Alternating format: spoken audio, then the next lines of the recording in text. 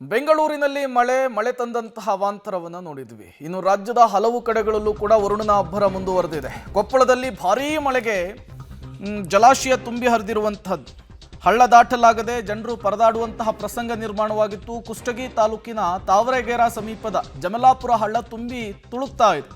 ಹಳ್ಳ ತುಂಬಿ ಮುದೇನೂರು ತಾವರೆಗೇರಾ ಸಂಪರ್ಕ ಬಂದ್ ಆಗಿರುವಂತಹದ್ದು. ರಾಂಪುರ ಗ್ರಾಮದ ಸರ್ಕಾರಿ ಶಾಲೆಯ ಆವರಣಕ್ಕೆ ನೀರು ನುಗ್ಗಿ ಅವಾಂತರ ಸೃಷ್ಟಿಯಾಗಿದೆ. ಸಾಸ್ವಿಹಳ್ಳಿ ಗ್ರಾಮದಲ್ಲಿ ಮಳೆ ನೀರಿಗೆ ದ್ವಿಚಕ್ರ ವಾಹನ ಸಿಲುಕಿ ವಾಹನ ಸವಾರರು ಪರದಾಟ ನಡೆಸಿದ್ದಾರೆ. ಅಡವಿ ಭಾಗಿ ಗ್ರಾಮದ ಅಮರೇಶ್ವರ ದೇವಸ್ಥಾನಕ್ಕೆ ನೀರು ನುಗ್ಗಿ ಅವಾಂತರವೇ ಸೃಷ್ಟಿಯಾಗಿದೆ. ಇದು ಕೊಪ್ಪಳದ ಭಾಗದಲ್ಲಿ ಮಳೆ ತಂದಂತಹ ಅವಾಂತರ. ಯಾವ ರೀತಿ ಅವಾಂತರ ಸೃಷ್ಟಿಯಾಗಿದೆ ಅನ್ನೋದನ್ನು ನೀವು ಕೂಡ ಗಮನಿಸ್ತಾ ಇದ್ದೀರಿ. ಮಳೆಗಾಲ ಆರಂಭ ಆದರೂ ಕೊಪ್ಪಳದ ಭಾಗದಲ್ಲಿ ಮಳೆ ಆಗ್ತಾ ಇರಲಿಲ್ಲ.